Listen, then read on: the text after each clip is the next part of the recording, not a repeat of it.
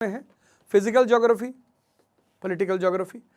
तो हर सब्जेक्ट की एक यूटिलिटी है, वो सिर्फ इसलिए नहीं पढ़ाया जाता कि आप पढ़ें। जब भी आप किसी सब्जेक्ट को पढ़ते हैं उस सब्जेक्ट की यूटिलिटी पता कर लीजिए कि हम इस सब्जेक्ट को क्यों पढ़ रहे हैं। हिस्ट्री क्या है? Dialogue between past and present to improve the future. जैसे मैंने अभी टॉक्स में कहा ना कि Ashoka handle diversified India, Bharat country है यूनिटी इन डाइवर्सिटी का, उसने धम्म की पॉलिसी चलाई। जैसे आज हिंदू मुस्लिम में टेंशन है, तब बुद्धिस्ट और ब्राह्मण्स में टेंशन था। तो अगर अशोका उस डाइवर्सिफाइड इंडिया को स्मार्टली हैंडल कर सकता है, फिर अकबर कर सकता है, तो आज की भारत सरकार भी कर सकती है। This is the utility of history. तो हिस्ट्री को इस एंगल से पढ़ना चाहिए कि हम पास्ट से किन चीजों को सीख सकते हैं, किन चीजों की डेट पर कई सारी घटनाएं पैरेलल दुनिया में चल रही होती हैं और सारी एक दूसरे से कनेक्टेड होती हैं। एग्जाम्पल में मैं बताऊं, ये बहुत बड़ा भ्रम है हिस्ट्री मतलब यूपीएससी स्टूडेंट्स को कि हिस्ट्री में बड़ी सारी डेट्स हैं। जिनका हिस्ट्री ऑप्शनल नहीं है उनको भी उन डेट्स को याद रखना है। Example 1929 great depression in US. अब यूएस में ग्रेट डिप्रेशन हो रहा है, उस डिप्रेशन का इफेक्ट कहां है? यूरोप में। उस डिप्रेशन की देन है एडोल्फ हिटलर, उस डिप्रेशन की देन है मुसोलिनी, उस डिप्रेशन की देन है hanging of Bhagat Singh in India. तो जितनी भी डेट्स ऐसी हैं जिन्होंने नेशनल और इंटरनेशनल लेवल पे चीजों को चेंज किया है, वो सबको याद रखनी है। जैसे फॉर एग्जांपल इंडिया में ले लेते हैं 1739 बैटल ऑफ करनाल और इंडिया।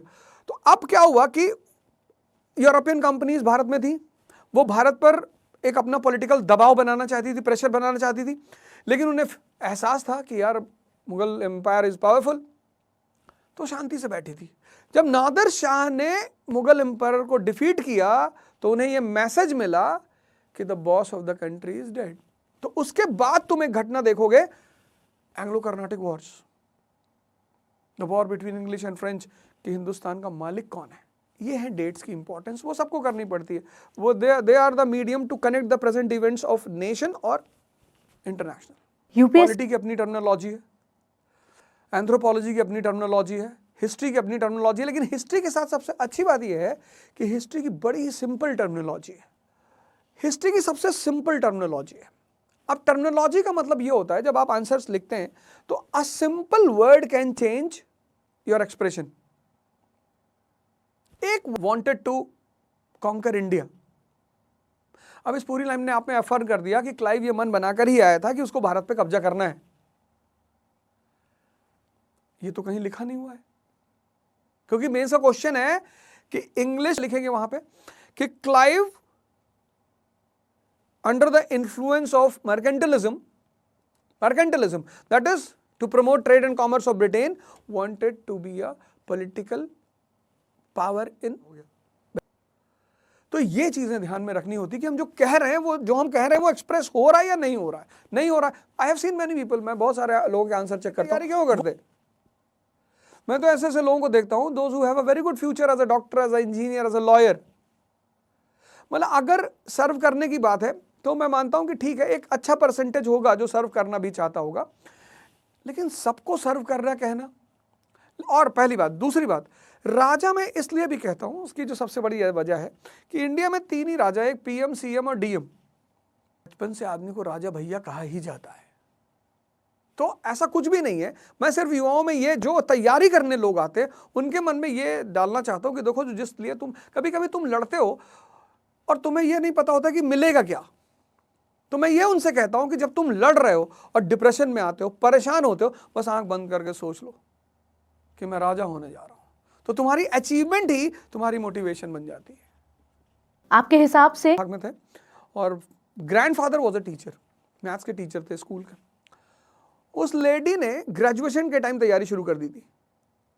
1 साल कोचिंग की, फिर 1 साल उसने अपनी प्रैक्टिस की और 51 रैंक थी उसकी आईएएस में। जैसे टाइम एंड डिस्टेंस का एक रिलेशन है, तो अब निशा को लोग कहेंगे कि पहले अटेम्प्ट में क्वालिफाई कर लिया। बिल्कुल सही बात है, पहले अटेम्प्ट में क्वालिफाई कर लिया, लेकिन उनको यह भी देखना चाहिए कि प्रिपरेशन कब से शुरू की। टीना दावी पहले अटेम्प्ट में क्वालिफाई कर लिया, करेक्ट। प्रिपरेशन कब से शुरू की? लोग वो जो फर्स्ट पार्ट है, प्रिपरेशन कब से शुरू की, उसको निगलेक्ट कर देते हैं। तो कोई भी आप बिना सोचे लिख नहीं सकते। Writing is the digestion process of mind. किसी चीज को अगर यहां हजम करना है, उसे लिखना शुरू कर दो।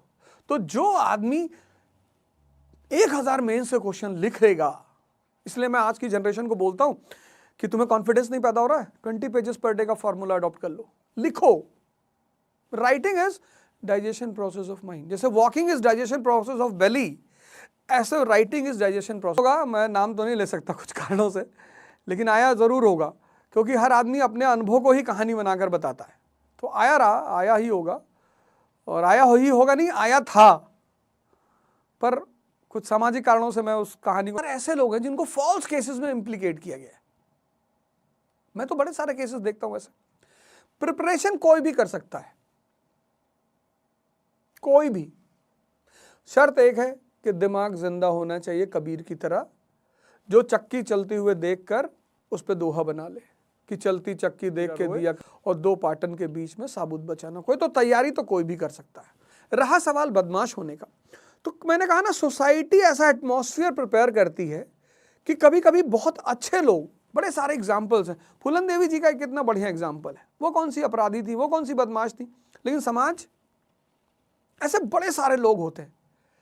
तो कई सारे लड़के मुझसे आके कहते हैं कि सर हमारे ऊपर 307 का मुकदमा चल रहा है। गांव में ऐसा होता है, कोई घटना घट जाती है, कोई लड़का घर में नहीं है, उसका भी नाम डाल दिया केस में। तो उनके साथ बस एक ही बात है कि आप तैयारी करिए, तैयारी आपको कुछ ना कुछ एक नया पर्सपेक्टिव देगी। और अगर कोर्ट ने आपको बरी कर दिया है, फिर आप उतना जो शांत, मुझे उस आदमी की पर्सनैलिटी बहुत प्यारी लगती है। उसकी वेपन फैक्ट्री जला दिया, उसका लॉस हो गया, वो उस लॉस को फायदे में बदल लेता है। तो तुरंत सीएम को फोन करता है कि आप दिखाओ कि आपकी फोर्स ने ऐसा किया और आप अपराध के खिलाफ कदम उठा रहे हो। तो जो आदमी अपने लॉस को अपनी प्रॉफिट है, पॉलिटिक्स में आज की डेट में हिंदुस्तान में आपकी एक सोशल आइडेंटिटी होनी चाहिए, and UPSC is the best way to create the social identity, social acceptance. और उसका सबसे बड़ा एग्जाम्पल है Mister Annamalai in Tamil Nadu, an IPS officer who resigns at the young age and joins the political party. वो उनकी choice है, वो आपकी चॉइस है, आप कौन सी पार्टी ज्वाइन करना चाहते हो। Every party is good, every parties manifesto is good. तो Annamalai can become the example for all these people. तो Ram Manohar Lohia, PhD in economics from Germany, doctor Ambedkar, multiple degrees, Jawaharlal Nehru from Britain. Politics दलदल नहीं है, पॉलिटिक्स एक बहुत प्यारी चीज है, which is for again the great minds. पर लोगों को दूर रखने के लिए, डराने के लिए कि दलदल है, आओगे तो फंस जाओगे। लाल बहादुर शास्त्री, ये सब दलदल के हिस्से थे? नहीं, सब बड़े बड़े बड़े महान लोग थे, बड़े प्यारे। एपीजे कलाम, हालांकि उन्होंने डायरेक्ट राजनीति कभी नहीं की, लेकिन he was the part, he was the president of India. तो वो दलदल बिल्कुल नहीं है। It's a face in a nation. एक नेशन जब ग्रो करता है तो कई सारे फेसेस से गुजरता है। जैसे अमेरिका की हम हिस्ट्री पढ़ें 17th सेंचुरी, तो तभी आपको ये क्वेश्चन उठेगा यूपीएससी नहीं तो क्या। UPSC is a game of ambition, ये नौकरी नहीं दिलाएगा, ये तुम्हें मतलब आज की जो 22 साल की उम्र में, मुझे तो ये बात एक लंबे समय के बाद पता चली, लेकिन अगर किसी ने 22 साल में ध्यान और योग को पकड़ लिया तो वो आवाज ओझा तो बहुत छोटी चीज है, वो तो पता नहीं क्या अब्राहम लिंकन बन जाए।